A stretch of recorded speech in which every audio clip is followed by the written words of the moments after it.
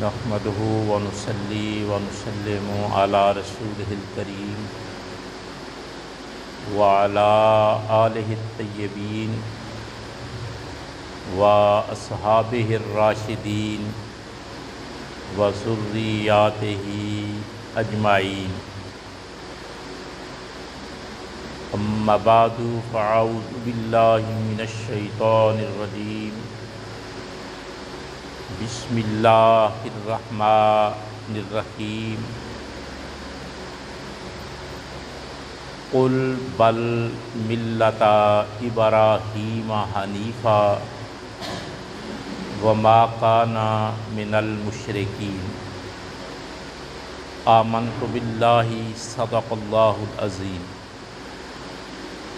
انتہائی عزت اور احترام کے لائق حاضرین و ناظرین، حمد باری تعالیٰ کے بعد تمامی احباب انتہائی محبت کے ساتھ نبیوں کے تاجدار، امت کے غم گسار، انسانیت کے محسن، دانائے سبل، ختم الرسل، مولائے کل، ہادی برحق، احمد مجتبیٰ جناب محمد مصطفیٰ صلی اللہ تعالی علیہ وآلہ وسلم کی بارگاہ میں درود و سلام کا تحفہ پیش فرمائیں. الصلاۃ والسلام علیک یا رسول اللہ وعلی آلک واصحابک یا حبیب اللہ. الصلاۃ والسلام علیک یا رحمۃ للعالمین وعلی آلک واصحابک یا شفیع المذنبین. الصلاۃ والسلام علیک یا راحت العاشقین وعلی آلک واصحابک یا مراد المشتاقین. حضرات گرامی، اللہ تعالیٰ کا بے حد و بے حساب یہ کرم اور فضل ہے کہ اس نے ہم سب کو اپنی بندگی کا موقع عطا کیا ہے. آج کا دن انتہائی اہم دن ہے. عالم اسلام آج کے دن فریضہ حج ادا کر رہا ہے. لاکھوں لوگ جنہیں اللہ تعالیٰ نے سعادت اور موقع عطا کیا، وہ آج اس سعادت سے بہرہ ہوں گے. اللہ تعالیٰ کی یہ توفیق اور اس کا کرم ہے کہ ہم سب بھی اس کی بندگی کے لیے حاضر ہیں. ماہ ذو الحج کے ایام انسان روح زمین کے کسی کونے میں بھی ہو، مسلمان ہو، دین اسلام پر چلنے والا ہو، روح زمین کے کسی کونے پر رہتا ہو، تو ماہ ذو الحج کے اثرات، ثمرات، فوائد اور نتائج اگر وہ حاصل کرنا چاہے تو حاصل کر سکتا ہے. یہ جو پہلے 10 دن ہیں، پہلا عشرہ ہے، اس کے اندر ایک خصوصی امتیاز ہے، اور اللہ تعالیٰ نے ان 10 دنوں کو، 10 راتوں کو ایک خاص مقام اور مرتبہ عطا کیا ہے. اور اس سے بڑھ کر مرتبہ کیا ہو سکتا ہے کہ اللہ تعالیٰ نے اپنے کلام میں، قرآن مجید میں، ماہ ذو الحج کی پہلی 10 راتوں کی قسم اٹھائی ہے. یعنی آپ غور کریں، اللہ تعالیٰ محتاج نہیں ہے، مجبور نہیں ہے، لیکن اس نے عظمت کے پیش نظر، کمال کے پیش نظر ان راتوں کی قسم اٹھائی ہے۔ میں صرف اشارتاً عرض کروں گا، پھر اپنے مضمون کی طرف بڑھوں گا کہ آخر وجہ کیا ہے۔ ساری راتیں رب نے پیدا کی ہیں، دن رب نے پیدا کیے ہیں، خالق و مالک میرا اللہ ہے، تو ان 10 راتوں کی قسم اللہ تعالیٰ نے کیوں اٹھائی ہے، اس کی وجہ کیا ہے؟ قرآن مجید میں تذکرہ کیا ان 10 راتوں کا، اس کی وجہ اور کمال کیا ہے؟ تو حضرات گرامی، اس کی 2 وجہیں بڑی ممتاز نظر آتی ہیں۔ ایک وجہ یہ نظر آتی ہے کہ ان راتوں میں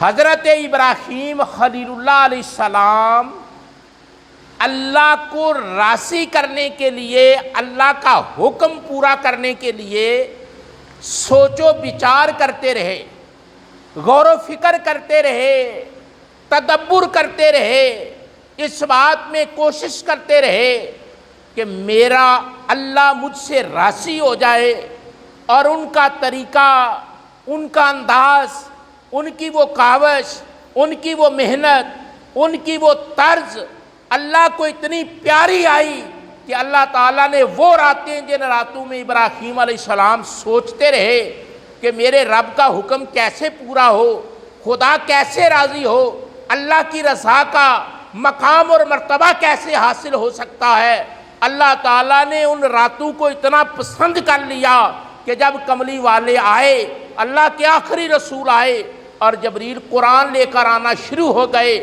تو خدا نے ان 10 راتوں کی قسم اٹھائی جن راتوں میں ابراہیم علیہ السلام رب کو راضی کرنے کے لیے سوچتے رہے۔ یعنی پہلی توجیہ، پہلی ریزن یہ ہے کہ ابراہیم علیہ السلام نے سوچا، یہ یوم عرفہ ہے نا، یوم عرفہ، عرفہ کا مطلب ہوتا ہے پہچان، شوم کا مطلب ہوتا ہے دن۔ یوم عرفہ، آج آپ جس دن میں بیٹھے ہیں یہ وہاں یوم عرفہ ہے۔ حج یوم عرفہ کو ہوتا ہے، عرفات کے میدان میں لوگ جمع ہوتے ہیں، عرفہ کا مطلب ہوتا ہے پہچان، یعنی یہ وہ دن تھا کہ جب ابراہیم علیہ السلام کو اپنے خواب کی پہچان ہو گئی کہ اللہ جانور کی قربانی نہیں چاہتا، اللہ گائے کی قربانی نہیں چاہتا، سینکڑوں گائے وہ ذبح کر چکے تھے، اونٹ ذبح کر چکے تھے، ہر ہیلا اور وسیلہ اختیار کر چکے تھے، لیکن متواتر خواب آ رہے تھے، روزانہ حکم ہو رہا تھا قربانی کا۔ تو یہ یوم عرفہ جو ہے نا، اس رات جو پہلی رات تھی نا، اس دن سے پہلی رات وہ سمجھ گئے کہ اللہ جانوروں سے راضی ہونے والا نہیں، اللہ اسماعیل کی قربانی چاہتا ہے، اس لیے اس کا نام یوم عرفہ ہے۔ اور حج کا عظیم فریضہ ادا کیا جاتا ہے، آج عالم اسلام اس فریضہ کو ادا کر رہے ہیں، اور نبی اکرم صلی اللہ علیہ وآلہ وسلم نے ایک ہی حج ادا کیا ہے، اور وہ جمعے کا دن ہی تھا، دن بھی جمعہ کا تھا، اور رسالت مآب صلی اللہ علیہ وسلم کا پہلا اور آخری حج تھا۔ اور اگر اتفاق سے جمعہ کو حج ہو تو اس مناسبت سے کہ رسول اللہ صلی اللہ علیہ وآلہ وسلم نے حج ادا کیا جمعہ کو، تو جو حج سرکار نے ادا کیا وہ سب سے بڑا حج ہے۔ اگر اسی دن پر وہ حج کا فریضہ اگر مسلمان زندگی میں ادا کریں تو پھر فضیلت کے طور پہ اسے حج اکبر کہا جاتا ہے، جیسا کہ آج حج اکبر ادا ہو رہا ہے کہ عین جمعہ ہے، اور وہی دن ہے جو رسول اللہ صلی اللہ علیہ وآلہ وسلم کی ظاہری زندگی میں تھا، اور سرکار نے خطبہ حج ارشاد فرمایا، اور اس مناسبت سے آج کا دن بھی بڑا اہم ہے، مقام اور مرتبہ رکھتا ہے۔ اور ویسے بھی نبی اکرم صلی اللہ علیہ وآلہ وسلم نے ارشاد فرمایا کہ پورے سال میں ماہ ذی الحج کے دنوں سے بڑھ کر نیکی کے اجر کے لیے کوئی اور دن نہیں ہے، یعنی اجر سالوں کی شکل میں ادا کیا جاتا ہے۔ اگر آپ ایک روزہ رکھیں گے ماہ ذوالحج کا، میں نے عرض کیا تھا، تو سال کا ثواب عطا کیا جائے گا۔ ایک نیکی کریں گے تو ان گنت اس کا ثواب عطا کیا جائے گا۔ یہ مقام اور مرتبہ اور فضیلت بھی آج کے دن کو حاصل ہے۔ تو ہم اپنے مضمون کی طرف جو ہمارا جاری و ساری ہے وہ بڑھتے ہیں کہ ابراہیم علیہ السلام کا تعارف یہ نبی اکرم صلی اللہ تعالیٰ علیہ وآلہ وسلم نے جس انداز سے کروایا ہے، آپ دیکھیں کہ تعارف کروانے والی ہستی کون ہے؟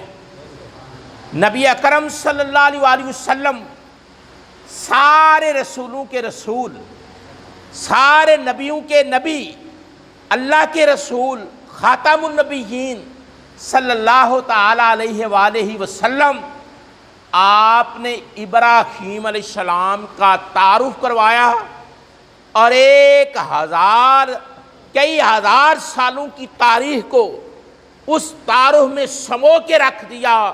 فرمایا لوگوں یاد رکھو، آنا دعوت ابراہیم خلیل اللہ علیہ السلام، میں کائنات میں دعائے ابراہیم کا صدقہ بن کر آیا ہوں۔ یعنی حضرت ابراہیم علیہ السلام نے خانہ کعبہ روئے زمین پر پہلا اللہ کا گھر ہے۔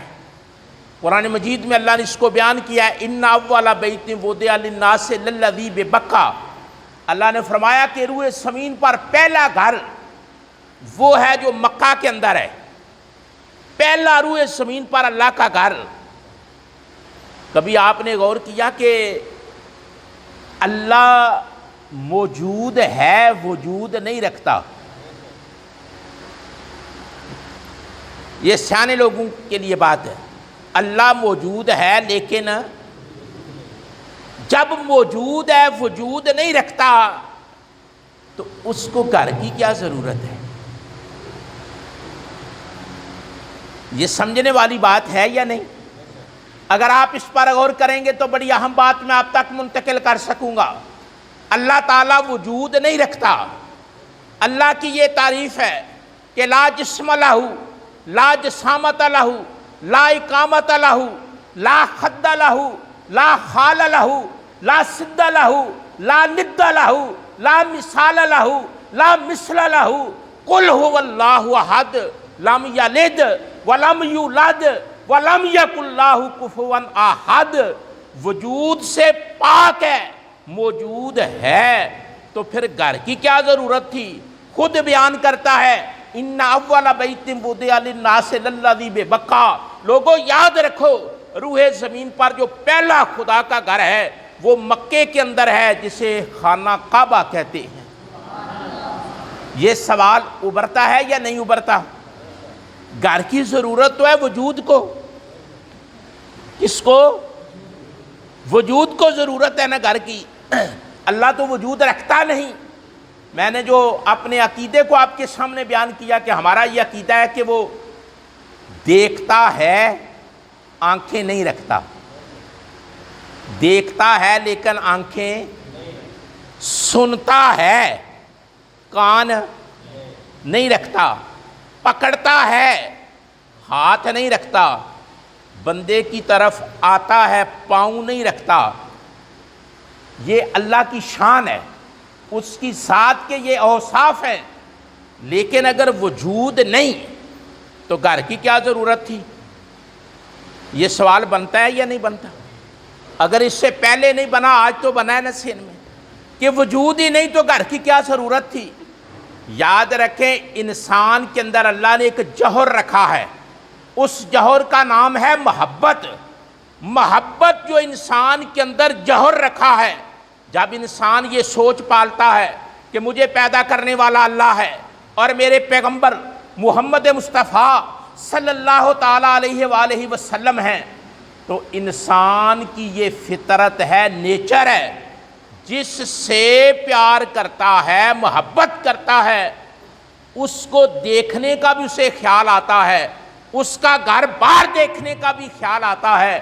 اللہ نے انسان کی اس فطرتی ضرورت کو پورا کرنے کے لیے اپنے گھر کے نام سے گھر تعمیر کروایا کہ جو لوگ مجھ سے محبت رکھیں گے، جب ان کی کہیں تسکین نہیں ہوگی تو میرا گھر دیکھیں گے، ان کی تسکین ہوگی نہ جہاں میں کہیں اما ملی، جو اما ملی تو کہاں ملی میرے جرم خانہ خراب کو تیرے عفو بندہ نواز میں۔ جب آدمی کو کہیں بھی سکون نہیں آتا، خدا کا گھر دیکھتا ہے تو اسے قرار آ جاتا ہے۔ اسی طرح رسول اللہ کا گنبد خضرا ہے، خدا تجھے سلامت رکھے، دیکھ لیتے ہیں پیاس بجھا لیتے ہیں۔ حضور کا وہ روضہ انور تسکین کا سامان ہے۔ تو محبوب کا جو گھر ہوتا ہے نا، وہ تسکین کا باعث ہوتا ہے۔ ان اول بیت وضع للناس للذی ببکا، فرمایا روئے زمین پر جو پہلا گھر تعمیر ہوا ہے اللہ کا، اس کا نام خانہ کعبہ ہے۔ اس کا نام، یہاں ایک لفظ آیا ہے بے بقا، جس کا ترجمہ میں نے کیا مکہ۔ لفظ مکہ نہیں آیا، بقا آیا ہے۔ علماء نے اس پہ بڑی خوبصورت بات لکھی ہے، بالخصوص گجرات کے ایک بڑے نامور مفسر گزرے ہیں بر صغیر میں، مفتی احمد یار خان نعیمی رحمۃ اللہ تعالیٰ علیہ، بڑے عاشق رسول تھے، عالم آدمی تھے، درجہ کمال تک پہنچے ہوئے تھے علم میں عمل میں۔ آپ کہتے ہیں کہ بقا کا مطلب ہوتا ہے سیاہی چوس۔ بقا کا مطلب ہوتا ہے سیاہی، یہ جو بچے اسکول پڑھتے ہیں نا، وہ سیاہی چوس استعمال کرتے ہیں۔ اگر سیاہی پھیل جاتی ہے تو وہ سیاہی چوس ان کے پاس ہوتا ہے، وہ سیاہی کو جذب کر لیتا ہے۔ سیاہی پھیلتی نہیں، کاغذ خراب نہیں ہوتا، تحریر گندی نہیں ہوتی۔ تو وہ کہتے ہیں بقا کا لغوی معنی، لغت کے اندر ڈکشنری میں بقا کا معنی ہے سیاہی چوس۔ مطلب یہ ہے کہ جہاں اللہ کا گھر ہے وہ ایسا شہر ہے کہ اس گھر میں جو چلا جاتا ہے اللہ اس کے گناہوں کو چوس لیتا ہے۔ وہاں جو جاتا ہے اس لیے کہا کہ وہ اس طرح گناہوں سے پاک ہوتا ہے جیسے ماں کے پیٹ سے نکلنے والا بچہ گناہوں سے پاک ہوتا ہے۔ اسی طرح جو عمرہ کرتا ہے، حج کرتا ہے، خانہ کعبہ کی زیارت کرتا ہے، اللہ اسے گناہوں سے پاک کر لیتا ہے۔ اللہ نے وہ کمال رکھا ہے کہ اس کے گناہ چوس لیے جاتے ہیں اور اس کو صاف ستھرا بنا کر دوبارہ بھیج دیا جاتا ہے۔ بات سمجھ آئی؟ پہلا گھر اللہ کا روئے زمین پر مکہ شریف میں ہے۔ جب وہ گھر مکمل ہوا نا، خانہ کعبہ بن گیا، اللہ کا حکم تھا، بنانے والی دو ہستیاں تھیں، ایک باپ تھا ایک بیٹا تھا۔ باپ کا نام ابراہیم علیہ السلام۔ کوئی بات سمجھ آ رہی ہے؟ تھوڑا سا آپ نے، میں آپ کو زحمت کبھی نہیں دیتا لیکن سر ہلانے کی زحمت دوں گا۔ جب آپ سارے لائیں گے گرمی کا اثر بھی کم ہوگا، مجھے بھی احساس ہوگا کہ میری بات آپ سمجھ رہے ہیں۔ روئے زمین پر جب کعبہ بن گیا، ابراہیم علیہ السلام نے کعبے کی تعمیر کر دی، اسماعیل علیہ السلام بیٹا، اس نے بھی ساتھ مدد کی۔ دونوں کا ذکر اللہ نے قرآن میں کیا ہے کہ کعبہ تعمیر ہو گیا۔ تو کعبے کی تعمیر کا صلہ ابراہیم علیہ السلام نے اللہ سے مانگا۔ معمار جب کام کرتا ہے تو وہ صلہ مانگتا ہے، مزدور مزدوری کرتا ہے وہ صلہ مانگتا ہے، ملازم ملازمت کرتا ہے وہ صلہ مانگتا ہے۔ ابراہیم علیہ السلام کو اللہ نے حکم دیا میرا گھر تعمیر کرو۔ ابراہیم علیہ السلام نے اسماعیل علیہ السلام کو ساتھ لیا، خانہ کعبہ کو تعمیر کر دیا۔ 5 پہاڑوں کے پتھر لائے گئے، کعبہ تعمیر کیا گیا۔ جب کعبہ تعمیر ہو گیا، باپ بیٹے نے دیکھا کہ کعبہ تعمیر ہو چکا ہے، تو دونوں باپ بیٹے نے کہا کہ اللہ سے کچھ مانگ لینا چاہیے، اس کا کام مکمل کر دیا ہے۔ مانگا کیا؟ قرآن مجید پڑھ کر دیکھیں مانگا کیا۔ جب مزدوری کی، کعبہ بنایا، اس کو صاف کیا، اور میں نے پہلے بھی ایک دفعہ آپ کو یہ مسئلہ بیان کیا تھا، جب کعبہ تعمیر ہو گیا نا تو اللہ نے باپ بیٹے کو حکم دیا کہ دونوں اس کی صفائی بھی کرو۔ ابراہیم علیہ السلام کو اور اسماعیل علیہ السلام کو حکم دیا کہ اس کی صفائی کرو۔ جس انسان کی نسل سے 40,000 نبی آئے ہوں وہ جھاڑو پکڑ کر اللہ کا گھر صاف کر رہا ہے، ہم کس بات کی مولی ہیں؟ ہم کس بات کی مولی ہیں؟ ہم اللہ کا گھر صاف کرنے سے کتراتے ہیں۔ ہم کہتے ہیں کوئی کمی رکھ لو مسجد کی صفائی کرے، کوئی بندہ رکھ لو مسجد کی صفائی کرے۔ حالانکہ ابراہیم علیہ السلام نے مسجد کو صاف کیا، اسماعیل علیہ السلام نے، آخری نبی جن کی نسل سے آنے ہیں وہ مسجد کو صاف کر رہے ہیں۔ قرآن مجید کا مطالعہ کریں، اللہ فرماتا ہے کہ بیت حرام، بیت اللہ بنانے کا حکم بھی ہم نے دیا، اس کی صفائی کا حکم بھی ہم نے دیا۔ جب صفائی ہو چکی تو جتنا کچرا بچا تھا نا، جب بلڈنگ بنتی ہے نا تو کچرا بچتا ہے نا، کہا یہ سارا صاف کرو۔ باپ بیٹے نے جب صفائی کی نا تو اللہ کی بارگاہ میں عرض کی، یا اللہ اس کو پھینکنا کہاں ہے؟ اس کو پھینکنا کہاں ہے؟ یہ کچرا جائے گا کدھر؟ چھوٹے چھوٹے کنکر ہیں، ریزے ہیں، سنگ ریزے ہیں، یہ کدھر جائیں گے؟ آواز آئی ابراہیم اور اسماعیل صاف کر کے اکٹھا کرو، اکٹھا کر کے اسے ہوا میں پھینک دو، پھر خدا جانے اس کا کام جانے، پھر خدا جانے اور اس کا۔ ابراہیم علیہ السلام نے، اسماعیل علیہ السلام نے وہ جو بیت اللہ تعمیر کرتے وقت ان گڑے پتھروں کا کچرا تھا اس کو اٹھایا۔ باپ بیٹے اپنے ہاتھ پر مسجد کا کچرا اٹھا رہے ہیں۔ ایک لمحے کے لیے سوچیں، جد الانبیاء، خلیل اللہ، امام الناس، ملت واحدہ، جناب قانتاً للہ، حنیفاً، یہ مقام اور مرتبہ رکھنے والا پیغمبر مسجد کا کوڑا اٹھا رہا ہے۔ اسماعیل علیہ السلام جن کی نسل پاک سے آخری پیغمبر پیدا ہوئے وہ مسجد کا کوڑا اٹھا رہے ہیں اور اپنے ہاتھوں پہ اٹھا کر ہوا میں پھینک رہے ہیں۔ علماء نے لکھا ہے تفاسیر کے اندر، قرآن مجید کی تفاسیر میں، کہ جہاں جہاں ہوا نے وہ کچرا پھینکا وہاں مسجد بنی ہے۔ وہ کچرا جہاں جہاں سرا گرا ہے وہاں کیا بنی ہے؟ یہ جہاں مسجد بنتی ہے نا وہاں کعبے کا کچرا گرا ہے۔ اس لیے حضور نے فرمایا بیت اللہ کی بیٹیاں ہیں مسجدیں۔ حضور نے فرمایا کہ حرم جو ہے نا، حرم ساری کائنات کی مساجد جو ہیں، مسجدیں جو ہیں وہ بیٹیاں ہیں۔ وہ کیا ہیں؟ بیٹیاں ہیں۔ اور جہاں اس کچرے کا سرا گرا ہے وہاں مسجد بنی ہے۔ آپ جب مسجد میں آتے ہیں تو کبھی غور کیا کہ اس کے آداب، اس کا ادب، اس کی عقیدت، اس کے بارے میں جذبات و خیالات کا کیا حکم ہے؟ خاموشی، احترام، کسی کو تنگ نہیں کرنا، کسی کو پھلانگنا نہیں، کسی سے آگے گزر کر نہیں جانا۔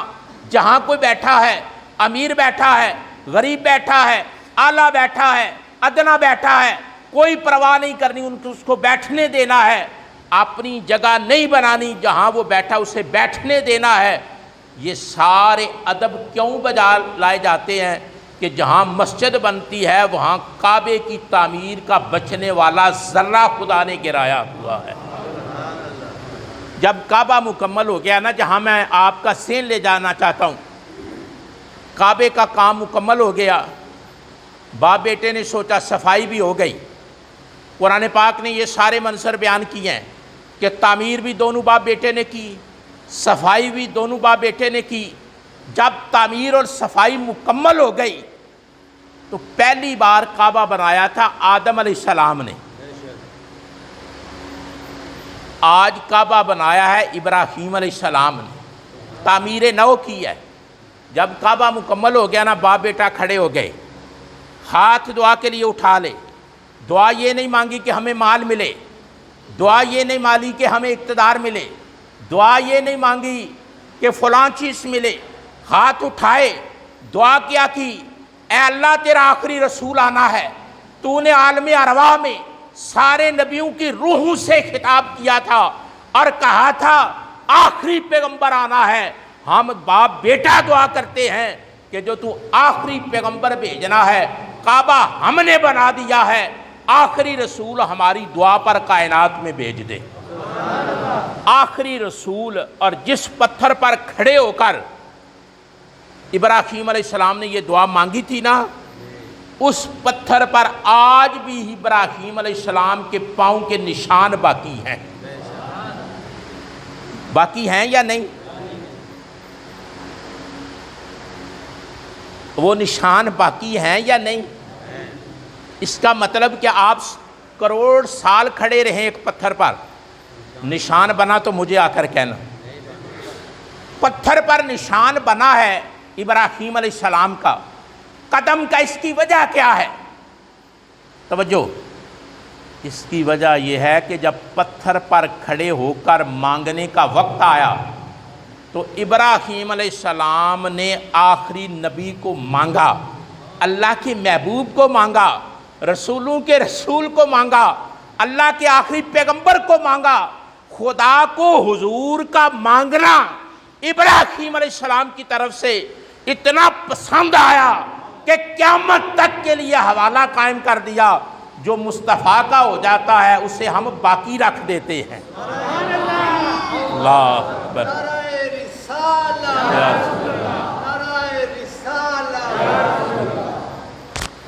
یعنی حضور کا ذکر کیا، حضور کی آمد کا ذکر کیا، اللہ نے نشان باقی رکھ دیا، اور صرف نشان باقی نہیں رکھ دیا، قیامت تک کے حاجیوں کے لیے اسے جائے نماز قرار دے دیا۔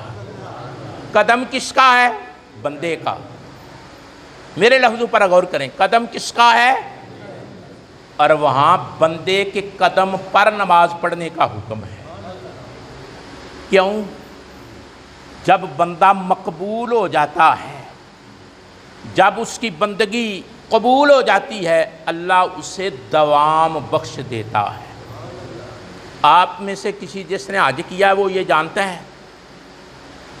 کہ جب آج وہاں کعبے کے طواف لوگوں نے کیے ہوں گے تو کعبے کا طواف جو ہے وہ اینٹی کلاک ہوتا ہے۔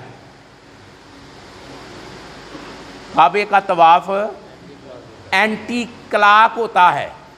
پوری دنیا میں اینٹی کلاک صرف خانہ کعبے کا طواف ہوتا ہے۔ ہر چکر سیدھا ہوتا ہے،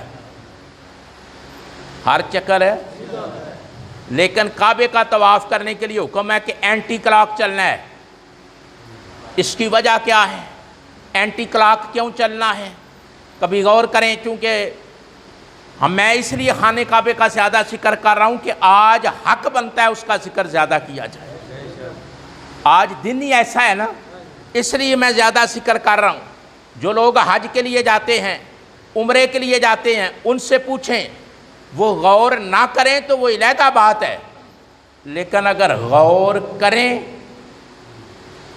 تو پھر پتہ چلے گا کہ میں وہاں الٹی چال چل کے آیا ہوں۔ اس کی وجہ کیا ہے کہ عمرہ کرنے والا، حج کرنے والا الٹی چال چلتا ہے، اینٹی کلاک چلتا ہے۔ اس کی وجہ یہ ہے کہ انسان کا دل بائیں طرف ہے، اور جب وہ اینٹی کلاک چلے گا تو کعبے کے قرب اس کے دل کو زیادہ نصیب ہوں گے، اور کعبے سے نکلنے والا نور اور تجلیات خدا انسان کا دل زیادہ جذب کرے گا۔ لہذا حکم دیا کہ جب کعبے کا طواف کرنا ہے تو اینٹی کلاک چلنا ہے، اپنے دل کو کعبے کی طرف رکھنا ہے۔ کوئی بات سمجھ آئی ہے؟ کوئی بات سین میں آئی ہے؟ ابراہیم علیہ السلام نے کیا دعا مانگی کہ یا اللہ آخری رسول بھیج دے، کعبہ بنایا ہے، مزدوری صرف یہ، بس آخری رسول بھیج دے۔ اللہ نے دعا کو قبول کیا۔ کتنی دیر بعد حضور آئے؟ تقریباً 3,500 سال بعد اس دعا کے حضور آئے۔ جب حضور جلوہ گر ہوئے، توجہ کرنا جہاں سے میں نے آغاز کیا تھا اپنی تمہید کا، جب حضور جلوہ گر ہوئے، حضور سے تعارف پوچھا کہ بتاؤ یا رسول اللہ صلی اللہ علیہ وسلم، آپ کا تعارف کیا ہے، انٹروڈکشن کیا ہے، آپ کی اصل کیا ہے؟ اللہ کے رسول نے توجہ کرنا اپنی اصل کیا بیان کی؟ فرمایا سنو، مجھ سے میری اصل پوچھ رہے ہو، میرا تعارف پوچھ رہے ہو، میرا انٹروڈکشن پوچھ رہے ہو، میں اللہ کا رسول تمہیں تاریخ کی ایک پوری داستان بیان کر دیتا ہوں۔ آنا دعوت ابراہیم علیہ السلام، وہ دعا جو ابراہیم علیہ السلام نے کعبہ مکمل کرنے کے بعد کی تھی، وہ دعا کسی اور کے لیے نہیں کی تھی، مجھ آمنہ کے لال کے لیے کی تھی۔ یعنی حضور نے اپنا تعارف یہ کروایا کہ آنا دعوت ابراہیم علیہ السلام، میں دعائے ابراہیم بن کر آیا۔ حضور نے اپنا تعارف کیا کروایا کہ میں دعائے ابراہیم بن کر آیا ہوں، اور ساتھ ابراہیم علیہ السلام کا تعارف کروایا تھا کہ میری اصل پوچھتے ہو کہ کیا ہے، میرا سلسلہ وہی ہے جو ابراہیم علیہ السلام کا ہے۔ بات سمجھ آئی؟ اس لیے کہ اسماعیل علیہ السلام کی نسل پاک سے اللہ تعالیٰ نے جو بیٹے نامور ابراہیم علیہ السلام کو عطا کیے، اسماعیل علیہ السلام اور اسحاق علیہ السلام۔ میں نے پچھلے جمعے ایک نقطہ آپ کو بیان کیا تھا، آپ کے ذہن میں ہو یا نہ ہو، کسی ہستی کو یہ مقام حاصل نہیں کہ خود نبی، بیٹا، پوتا، پڑپوتا، یہ تھوڑی شان ہے، اور 40,000 پیغمبر ان کی نسل پاک سے آئے ہیں، اور پھر اسماعیل علیہ السلام جو بیٹے تھے ان کی نسل سے صرف ایک پیغمبر، ایک نسبت 40,000، ایک نسبت، ایک طرف 40,000 ہیں اور ایک طرف تنہا حضور ہیں۔ علماء کہتے ہیں کہ 40,000 ایک طرف اور تنہا اسماعیل علیہ السلام کی نسل سے حضور ایک طرف، پلڑا اسماعیل کا باری ہے، پلڑا اسماعیل کا باری ہے کہ آپ کا ایک نام ہے قرآن مجید میں یتیم۔ کیا نام؟ اچھا، آپ سارے سیانے آدمی ہو، یتیم کے کبھی اس کے مفہوم پر غور کیا؟ یتیم کسے کہتے ہیں؟ ہم تو یہ مراد لیتے ہیں جس کا باپ فوت ہو جائے وہ یتیم ہے، ایسا ہی ہے؟ یعنی بلوغت کے زمانے میں پہنچنے سے پہلے جس کا باپ فوت ہو جائے نا، بلوغت کا زمانہ بالغ ہونے سے پہلے جس کا باپ فوت ہو جائے اس بچے کو یتیم کہتے ہیں۔ یہ اصطلاحی معنی ہے، یہ ٹرم ہے، اصطلاح ہے، اس کا لغوی معنی ہے، یتیم لفظ کا لغوی معنی ہے، سورہ والضحیٰ میں اللہ نے حضور کو یتیم کہا ہے۔ علم یجد کا یتیمن، یتیم کا مطلب کیا کیا؟ اللہ نے یہ کہنا تھا کہ تیرا باپ نہیں تھا؟ نہیں، مطلب یہ ہے کہ ہم نے ساری کائنات کو دیکھا، ہر پیغمبر کو دیکھا، اور اس بات کو حضور نے بیان کیا۔ حضور نے بیان کیا کہ میرے رب نے ساری کائنات کے انسانوں کو دیکھا، ہر انسان کے دل کو دیکھا، سب سے صاف دل خدا کو محمد مصطفیٰ کا لگا۔ حضور نے فرمایا ہر دل کو اللہ نے دیکھا، ہر انسان کو دیکھا، ہر چہرے کو دیکھا، ہر ایک کی ادا کو دیکھا، بنانے والا بھی خود ہے، دیکھنے والا بھی خود ہے، دیکھ رہا ہے۔ حضور فرماتے ہیں جب ساری کائنات کو خدا نے دیکھا نا تو جو دل پسند آیا وہ میرا دل تھا۔ یعنی صفائی میں اور قرآن میں سورہ توبہ میں اس کو بیان کیا ہے، من انفسکم، من انفسکم۔ اس کی دو قراتیں حضرت سیدہ فاطمہ پڑھا کرتی تھی، من انفسکم۔ قاضی ایاز اندلسی نے لکھا ہے کہ حضرت فاطمہ جب یہ آیت پڑھتی وہ من انفسکم نہیں پڑھتی تھی، وہ من انفسکم پڑھتی تھی، اور حضرت علی شیر خدا من انفسکم پڑھتے تھے۔ مطلب کیا ہے؟ اگر انفسکم پڑھا جائے تو مطلب یہ ہوگا کہ میں تم میں سے رسول بن کر آیا ہوں، اور اگر انفسکم پڑھا جائے تو مطلب یہ ہوگا کہ میں تم میں سے سب سے زیادہ لطیف، نفیس اور پیارا بن کر کائنات میں آیا ہوں۔ یتیم کا مطلب ہوتا ہے یکتا۔ یتیم کا مطلب کیا ہوتا ہے؟ یکتا۔ یکتا کون ہوتا ہے؟ جس کی مثال نہ ہو، جس کا ثانی کوئی، جس جیسا دوسرا کوئی ना हो।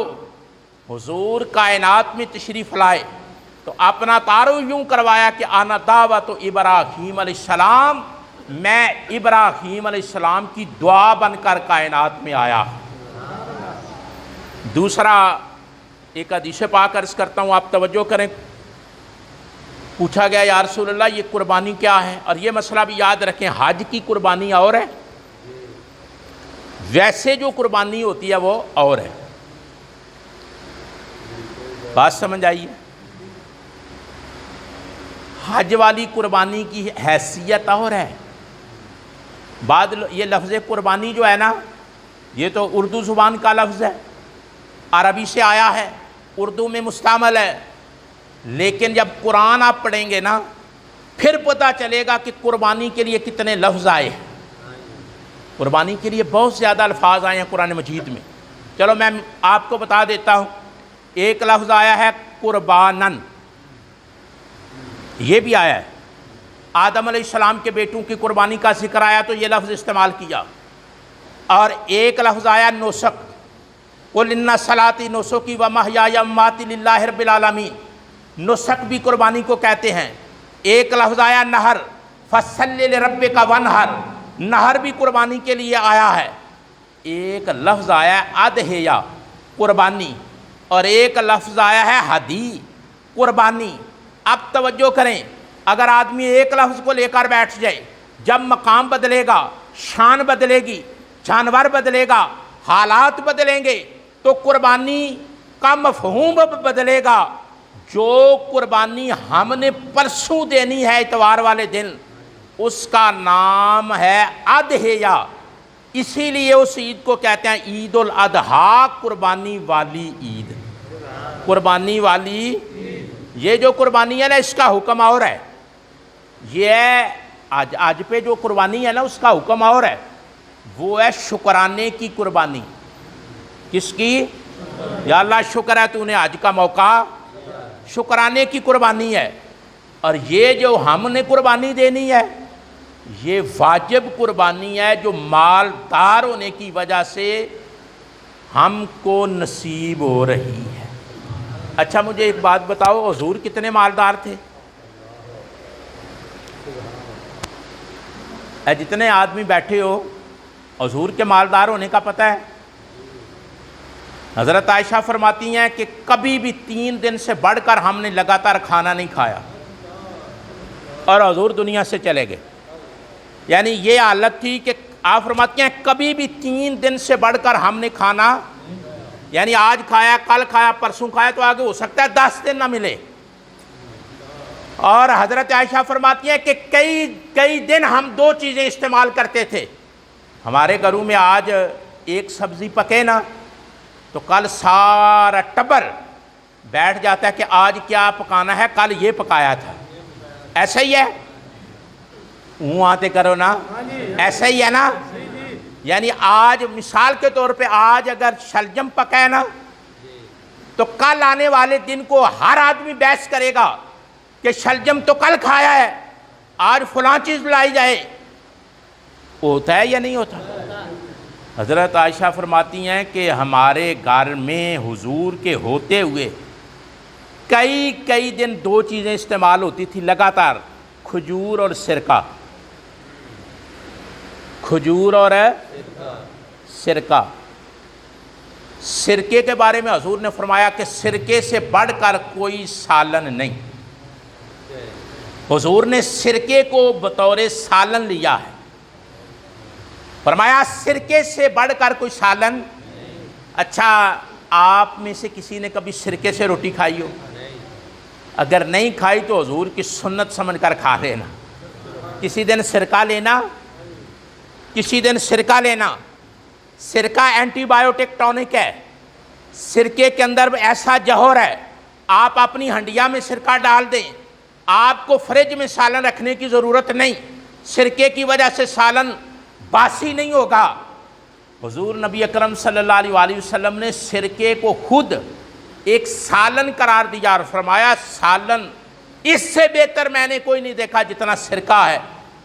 आप में से किसी ने खजूर से रोटी खाई हो? हुजूर सैरी के वक्त खजूर से खाना खाते थे। हम बातें तो बड़ी बड़ी करते हैं ना कि हम आशिक़ रसूल हैं, कोई जिंदगी की सैरी गुजरी हो कि खजूर का टुकड़ा हाथ में हो और रोटी खा रहे हूँ और बता रहे हूँ कि मैं हुजूर की सुन्नत अदा कर रहा हूँ, सिरके के चंद घूंट आपके प्याली में हूँ, आप रोटी भगो कर खा रहे हूँ कि मेरे पैगंबर का तरीका है, लग पता जाएगा। कई दिन सिरके और खजूर से अम्मी आयशा फरमाती हैं कि हम खाना खाते थे और 3 दिन से ज़्यादा कभी लगातार हमारा चूल्हा गर्म नहीं रहा। अगर 3 दिन गर्म रहा है तो फिर फाके आ गए, कई दिन चूल्हा गर्म नहीं होता। यही बात सैयदा फातिमा ज़हरा बयान करती हैं, यही बात शेर खुदा बयान करते हैं। मैं जो बात अर्ज़ करना चाहता हूँ, लेकिन हुजूर ने जब मक्का छोड़ा, आप मदीना शरीफ पहुँचे तो हुजूर ने ये नहीं देखा कि मैं पत्थर बांधता हूँ, मैं सालन सिरके का इस्तेमाल करता हूँ, मुझे तो खजूर भी नहीं मिलती खाने के लिए। आमीना के लाल ने मुतवातर 1 नहीं 2 कुर्बानियाँ दी हैं कि हुजूर ने बताया ये ऐसा अमल है जो बंदे को खुदा के करीब कर देता है। असी जिस वेले कुर्बानी का वेला आउंदा है तो फिर हिसाब लाण लग पैने आ। सानू बजट ही उस वेले बनाना आउंदा जिस वेले कुर्बानी का मौसम आउंदा है। सानू रियाजी उस वेले आउंदी है जिस वेले ओ ऐ भी करना है कुर्बानी किंज दईए।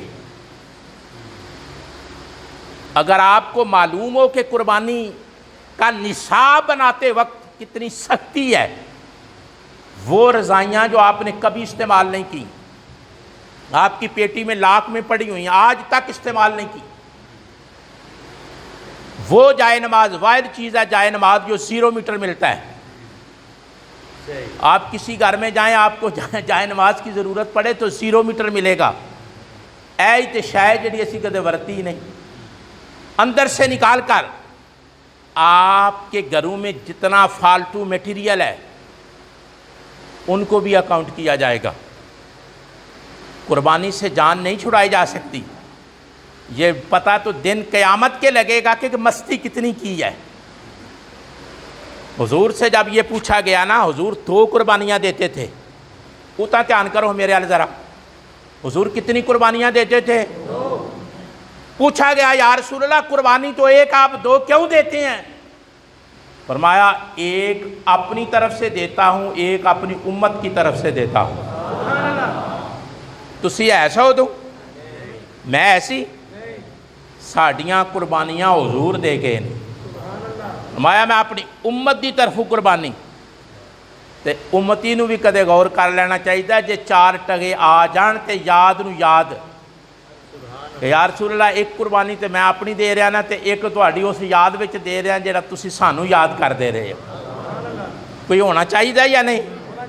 पैसे तो सब बन के नहीं बह रहना चाहिए, इनू खर्च करना चाहिए, राहे खुदा च खर्च करना चाहिए। नजायज़ कम्मां ते एक गल दसो, महसूस भी नहीं करना, नाराज़ भी नहीं होना।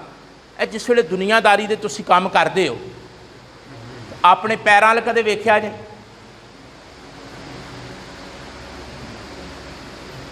बाबा फीस पिआंदा भी नहीं, तो गल है ही इंज। ठीक है, असी जेड़े काम ना कीतियां भी गुजारा हो जाता है ना, उन्होंने बड़ा सीना कढ़ के करने आ, तो जेड़े काम ना करिए जो गुजारा नहीं ना होंदा, उत्थों असी दामन बचाने। कुर्बानी के बारे में मैं बड़े अदब नाल तुहाडी खिदमत अर्ज करांगा। ऐसा अमल है जिहदे नाल कायनात कायम है। मेरे जुमले ते गौर करो, मैं की आख्या? कुर्बानी ऐसा अमल है जिहदे नाल कायनात कायम है, पूरी कायनात। बल्कि उलमा ने तो एक मसला लिखा है, उलमा लिखते हैं कि दुनिया मकामे कुर्बानी है। दुनिया, हुण तुसीं गौर करो, जे माँ कुर्बानी ना दे तो पुत्र पालदा है,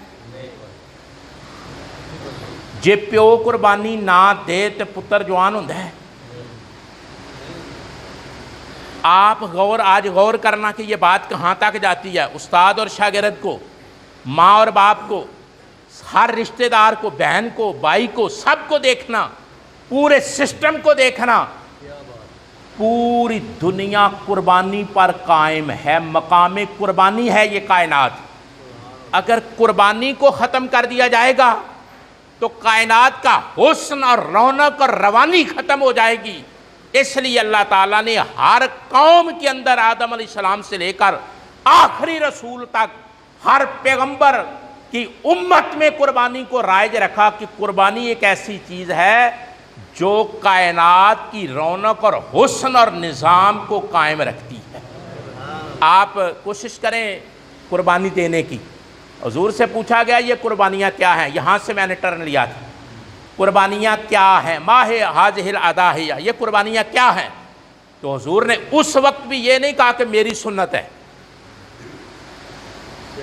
جواب تو یہ ہو سکتا تھا نا کہ میری سنت ہے۔ حضور نے فرمایا سنت ابیکم ابراہیم، تمہارے باپ ابراہیم کی سنت ہے۔ اور جو آیت میں نے خطبہ کے اندر پڑھی تھی نا، اس میں ایک سوال کا جواب دیا گیا ہے، اور میرے لیے آپ کے لیے وہ بات باعث فخر ہے۔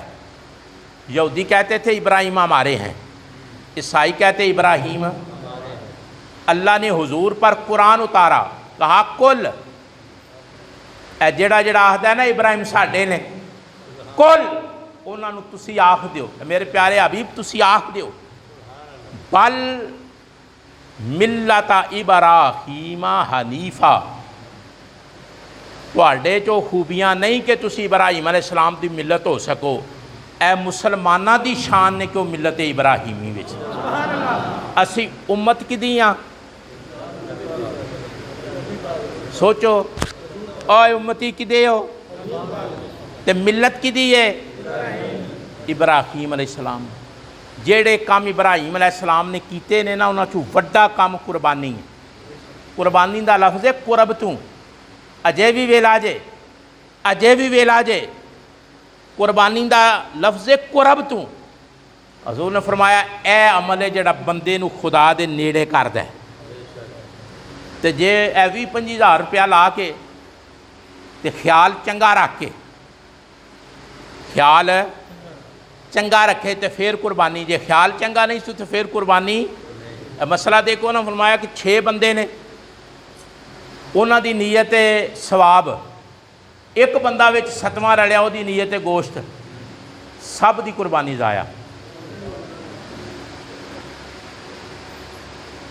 اور گاں وچ سپ آیا نا، 6 بندے اللہ واسطے تے 7واں سب دی قربانی۔ وجہ ایک پیڑی نیت والا آ گیا وچ، نیت دا نام قربانی ہے، قرب حاصل کرن دا نام قربانی ہے۔ کئی بندے تبصرہ کرتے ہیں اے گلاں نوں لائٹ نہ لیا کرو، کئی بندے آخدے اور ساڈی قربانی ذرا جلدی کریں، سانوں اس ویلے گوشت لبھدا ہے جس ویلے جگ کھا بیٹھا ہوندا۔ اے قربانی دا فلسفہ، اے قربانی دا فلسفہ، سانوں گوشت ذرا جلدی چاہیے۔ سوچ تیری سوچ چ آیا کی ہے؟ سورہ حج وچ اللہ نے بیان کیتا ہے، مایا بھی تواڈے گوشت دی مینوں تے لوڑ کوئی نہیں، تواڈا جڑا خون جانور دا نکلدا مینوں او دی بھی لوڑ ہے، تے یا اللہ پھر تو پیسے کیوں لوانا ہے؟ خرباں روپیاں دے جانور سبا ہو جانے نے، تینوں گوشت دی لوڑ نہیں، خون دی لوڑ نہیں، پیسے کیوں لوانا ہے؟ فرمایا مینوں لوڑ ہے اس خیال دی جڑا تواڈے دل وچ جانور سبا کرتے وقت آنا ہے۔ اور دسو خیال کیا ہونا چاہیے؟ ایک درویش آدمی نے لکھیا ہے، میں تے گلاں تانوں ساریاں کھول کے دسنا، انہاں آکھیا بھی ہے الیکٹرونکس میٹیریل نے نا جڑے، انہاں چوں فریج نے بڑا ایک تہذیب تے اثر مرتب کیتا ہے، انسانی سویلائزیشن تے بڑا اثر مرتب کیتا ہے، ایفیکٹس نے آدھے۔ وہ آندا ہے جڑیاں فریجاں نے نا، اے مارکیٹ چ جا کے گل کرو نا فریج دا ریٹ، وہ کوئی یار سجن آندے نے جے لینی جی تو بعد لیو، فریج لینی جی تے ہدوں، وہ کی گل ہے بھائی؟ ہے کہ فریجاں دے ریٹ ودے نے، مسلماناں دا رجحان۔ اس درویش نے بڑی کام دی گل لکھی ہے، میں اپنے والد صاحب نوں بھی عرض کیتی، میں کہا ابا جی دیکھو کڈی خوبصورت گل ہے، میں کہا بھئی یہ پانی تے ٹھنڈا کردی ہے، برف بھی جماندی ہے، لیکن انسان دی سوچ تے خیال تے تہذیب تے تمدن تے رہن سہن تے نے ایک بڑا اثر پایا ہے کہ انسان کنجوس ہو گئے، انسان ہوئے نے یا نہیں؟ سالن بچتا ہے تو بیبی آندی ہے وچ رکھو، پھل بچتا ہے تو بیبی آندی ہے کدے سالن بچتا سی نا، اس بابے نے ٹھیٹھ گل کی آندا کدے سالن بچنا تو آکھنا گوانڈیاں نو دے چھڈو، کوئی چیز بچنی آکھنی ہمسایاں نو دے چھڈو، فلانے تھان دے آو، فلانے غریب نو دے آو، فلانے رشتہ دار نو دے آو۔ میں کہا جدوں دیاں کرم والیاں فریجاں آ گئیاں نے، گھروں شے باہر نکلدی تو تسی سارے سیانے ہو، جو کہ میں آکھنا چاہنا گل تے تانوں سمجھ آ گئی ہے۔ اے جڑی فرج دا قربانی نال عمل دخل ہے نا، ایک قربانی دی روح نو زخماندا ہے۔ حالاں ذخیرہ کرنا جائز ہے گوشت، مطلب منع نہیں، لیکن قربانی دی روح جیڑی ہے نا اونوں زخماندا ہے۔ ایک اور ٹرینڈ ویکھیا اے واٹس ایپ تے چلیا جی، جنوں جنوں گوشت چاہیے ہوئے سانوں دسو، سوچ تو کی پیا آکھنا، ٹیلی فون نمبر لکھیا ہوندا ہے، گوشت چاہیے ہوئے ساڈے نال رابطہ کرو، تینوں نہیں پتہ کنوں چاہیے، تو نہیں سوسائٹی چ رہندا، محلے چ نہیں رہندا، پنڈ چ نہیں رہندا، دائیں بائیں چ نہیں رہندا، تینوں نہیں پتہ کنوں چاہیے، جنوں چاہیے ایمانداری نہ دسو، جنوں چاہیے ہوئے وہ سوکھی کیتے رابطہ کردا ہے، اے دل بھار چکدا ہے، اے دل بھار چکدا ہے۔ انسان دے تقدس نو مجروح کرنا، زخمانا، تینوں پتہ ہونا چاہیے کہ ضرورت کنوں کنوں ہے، پھر تیری قربانی جڑی ہے نا فروٹفل ہوئے گی، ثمربار ہوئے گی۔ ایس عید نو جلدی پڑھن دا حکم ہے، ایس عید نو تے بغیر کھادیوں پیتیوں، بغیر وہ کھان پین دے ہی ہوندا جی میں ناشتہ کردا سی پہ لیٹ ہو گیا، حضور نے فرمایا اے جڑی عید ہے نا وڈی، اینو کھادیوں پیتوں بغیر بھی پڑھ لو، چھوٹی عید جڑی ہے نا وہ کھا پی کے پڑھو، کیونکہ تسی بھوک کٹی ہے مہینہ، اج پھر کھا پی کے نماز پڑھو، یہ حکم ہے۔ عید دی نماز وڈی عید دی جلدی پڑھن دا حکم ہے۔ دوسری گل ہے یاد رکھو کہ کل فجر دی نماز تو بعد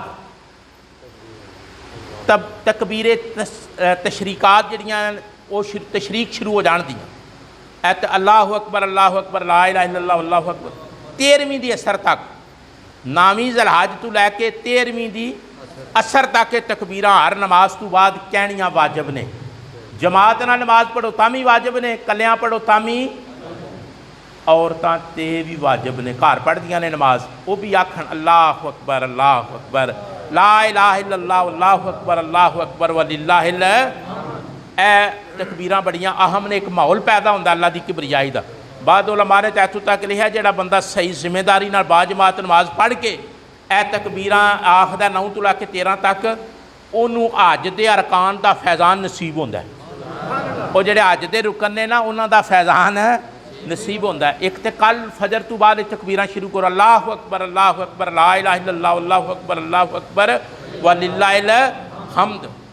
دوسرا یہ عید جلدی پڑھن دا حکم ہے، تے حضور نے وجہ بیان کیتی ہے کہ عید جلدی کیوں پڑھنی، فرمایا جلدی پڑھو کہ قربانی کرن دا ٹائم ود جائے گا، ڈیوریشن ود جائے دی، ٹائم زیادہ لب جائے گا تانوں قربانیاں کرن دا۔ رات نو مکروہ ہے قربانی، رات نو قربانی مکروہ ہے، تے دن دی روشنی چ کرو گے تے رات نو ہو جائے گی، لیکن پسند نہیں کیتی گئی، پسند نہیں کیتی گئی رات نو قربانی، ہو جائے دی قربانی لیکن مکروہ ہوئے گی، دن دی روشنی چ قربانی کرنی ہے۔ اس واسطے حکم دتا گیا کہ ایس عید نو جلدی پڑھو، تے عید ایویں نہیں دوڑدیاں گلاں کردیاں آ جانا پڑھن، جدوں گھروں نکلنا تے زور نال آکھنا اللہ اکبر لا الہ الا اللہ اکبر وللہ الحمد۔ راہ چ بھی تکبیراں آکھ دیاں، مسیتی آ کے بھی آکھنیاں نے، سمجھ آ گئی گل دی؟ تے جس ویلے کل تکبیراں شروع ہو جان تے گھر وچ جہڑے ویلے دل کریا تکبیراں تسی پے پڑھو، جہڑے ویلے دل کریا ہے پڑھ سکتے ہو، نماز تو بعد بھی اللہ اکبر لا الہ الا اللہ اللہ اکبر وللہ وما توفیقی الا باللہ۔